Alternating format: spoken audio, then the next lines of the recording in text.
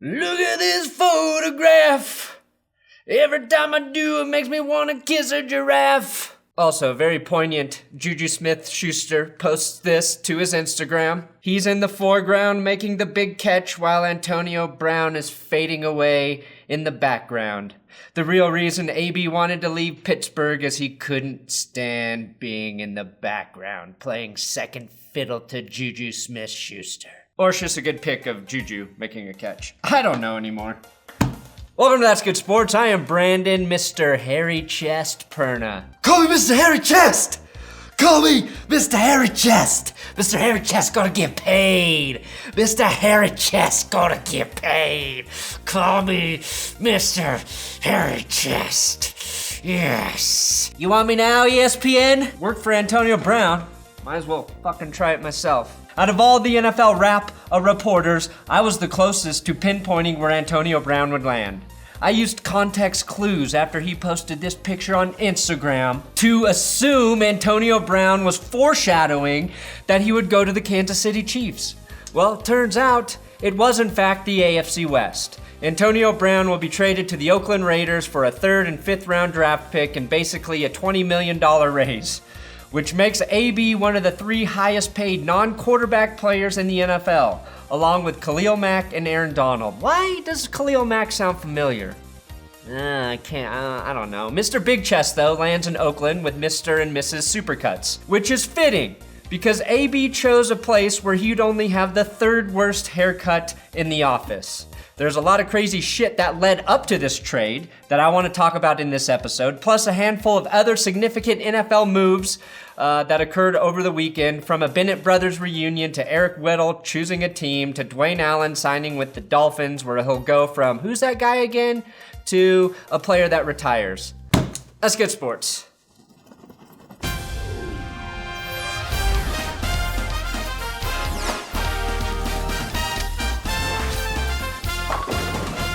All right, if you want to subscribe here, that would really tickle my fancy. Also, this episode is sponsored by Manscaped. One small hair on the human body, one giant discount for body hair maintenance with promo code SPORT20 at manscaped.com. Aerospace engineers got bored after they conquered outer space, so they decided to focus their brain power in a more important direction, designing skin-safe technology that makes manscaping easy for everyone. From the lawnmower to the plow to the new out-of-this-world crop mop ball wipes, the universe is vast, which means there's probably alien life forms out there somewhere. Use Manscaped ball wipes so the alien life forms don't grow below the belt. They're also handy for polishing your space helmet. Men, if you want to be cleared for liftoff, keep it trim and keep it fresh down there with Crop Mop Ball Wipes. Save 20% with promo code SPORT20 or my link in the description for your manscaping kit today.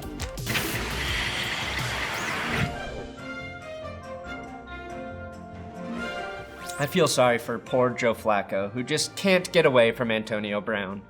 Like every year, he's the receiver he wishes he could have on his team, but is forced to watch him excel with the division rival.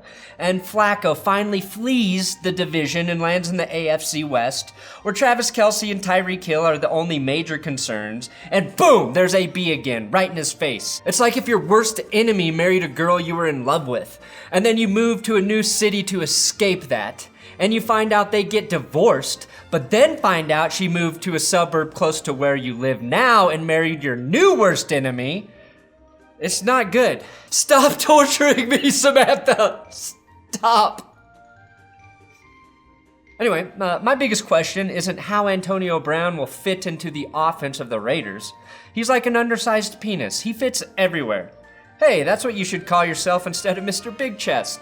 Mr. Undersized Penis. Because I can slip through any hole on the defense.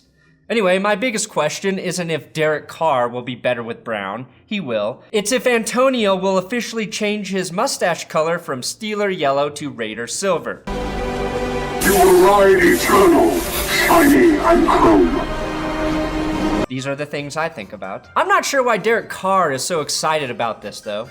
Sure, Antonio Brown is a quarterback's best friend. Only on the field, of course. Off the field, he's more like Chucky than Jon Gruden. But he's a deadly route runner, opens the field up for other players, and can even return punts if you want him to. He's an automatic 100 catches, and he's probably not going to have to worry about anyone else beating him out for the team MVP for the next 5 years. Now, before I continue with Antonio Brown, and there's a lot more, let me update you with other notable signings and trades that transpired in the NFL over the weekend.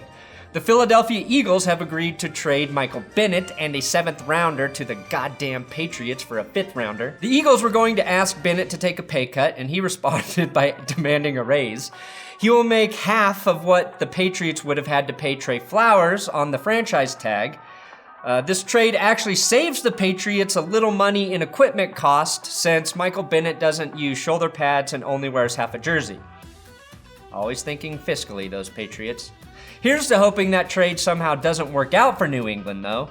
I respected the Bennett brothers, but now I hate them, as Adam Schefter is saying Martellus Bennett may come out of retirement so he and his brother can play together in New England, a dream they have always had. Just like when the Fairley brothers made Dumb and Dumber 2, the Bennett brothers are now dead to me. The Dolphins cut wide receiver Danny Amendola, again proving the Patriots to be superior in every personnel move ever. Amendola will probably sign a cheap deal and play for New England for 100 more years. The Arizona Cardinals released quarterback Mike Glennon. Yes, he's still in the NFL. He's actually a great backup, though. Josh Rosen said he's never played with a teammate more willing to stick his neck out for his teammates than Mike Glennon. And yes, another safety, Antoine Bethea, hits free agency. The Cardinals weren't done there, though. They sent a 6th-round draft pick to the Steelers for right tackle Marcus Gilbert. The Cardinals' offensive line was deplorable last season, and a big part of that was due to injuries. So it makes sense they'd sign a right tackle who has played in just 12 games over the last 2 seasons because of injuries. The Arizona Cards, more like Arizona house made of cards. Eric Weddle is a Ram now, just like I said he'd be, but I don't see him playing anywhere other than Los Angeles. For the Rams. For the Rams, though, if they lose LaMarcus Joyner, suck it, Rivers. I will consume you, Ian Rapoport. The Kansas City Chiefs signed former Jags and Browns running back Carlos Hyde to, of course, replace the hole Kareem Hunt left when he got caught kicking people's hides. All of that pales in comparison, though, to the one and only trade everyone was waiting for. Dwayne Allen to the Dolphins. I won't say I'm kidding, you know, that's a joke. Here's the biggest thing that doesn't make sense to me. We know, Antonio Brown knows, he does not handle losing well. We losing the game. We getting beat by 40. We haven't won the game yet. For me, as a Steeler, that's unacceptable. I'm pissed off. We losing. We suck. And if we ain't winning, you damn right I'm pissed off. So why'd you pick the Raiders and shit all over the Bills like they were chopped liver? Buffalo has a better record than Oakland each of the last 2 seasons. Look, nothing's certain in the NFL. Maybe things will work out in Oakland and then in Vegas for Antonio Brown. Maybe Jon Gruden is going to build an amazing team starting right now and with all of those draft picks he has. And maybe letting Mack go was smart in the long run because every year NFL defenses become less and less relevant until the playoffs. Or maybe this is a disaster masterpiece already painted for us by the artist, Amari Cooper. Many people are saying the Steelers got fleeced. They tend to draft pretty well, so I don't really buy that. I think we learned more about how Antonio Brown's personality turned off a lot of NFL teams in this whole trade scenario. The only thing that truly stings for the Steelers is the $21 million in dead cap money, which is different than the NFL fund currently being stored in an offshore bank account as a bounty for Colin Kaepernick. The truth is, the Raiders' offense has a great opportunity to be better with Brown. The lie is everything Jon Gruden has ever said about what the team can afford to pay players. Maybe you're dead, or maybe you have a life outside of social media. Either of those things would have kept you from riding the Antonio Brown trade roller coaster the rest of us have been puking on for the last 72 hours. Thursday night, Ian Rapoport had Antonio Brown going to the Buffalo Bills, and then Twitter lost its shit. In fact, Twitter is still trying to find its shit, because an hour or two after that report, conflicting reports from NFL Network employed reporters, you know, they work the same place Ian Rapoport, said AB was not going to Buffalo. The greatest tragedy is that I can no longer use this Antonio Brown tweet. God, use me for your will. To which I would have replied as God, saying, "It's me, God, and I am sending you to Buffalo, New York, where I have previously used Bruce Nolan for my will, made famous in Bruce Almighty. I did the same with Bruce Smith on the field. You could have been next, AB, but you have failed my test. Have fun in hell, with the Raiders. I am a vengeful God." The Bible got that correct. The next morning, Friday morning, a backpedaling Ian Rapoport tweeted this: "Update from the Bills on Antonio Brown. After intense talks that went into the last night and almost getting there on trade compensation, Buffalo says they are out. Steelers now must find another sucker." My question is, what do intense trade talks sound like? Give us a first rounder for AB. No! Give us a first rounder for AB. We said no! Come on, you're the Bills. Fuck you. You can, for a first rounder. Your QB is Josh Allen, assholes. Your QB is a rapist. Click. In 2018, tight end Jared Cook was the Raiders' leading receiver in yards, 896, and touchdowns, 6. Basically what Antonio Brown does by week 10. Brown had 15 touchdowns last season. He scored 15 TDs even with JuJu Smith-Schuster catching 111 balls and producing 1,400 receiving yards. AB had 15 touchdowns, 104 catches, and was 3 yards shy of 1,300. And he didn't even play in the final game, which had playoff implications.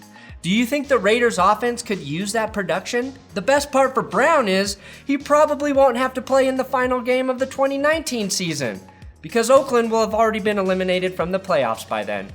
Same pay for less work and better weather. Smart move, AB.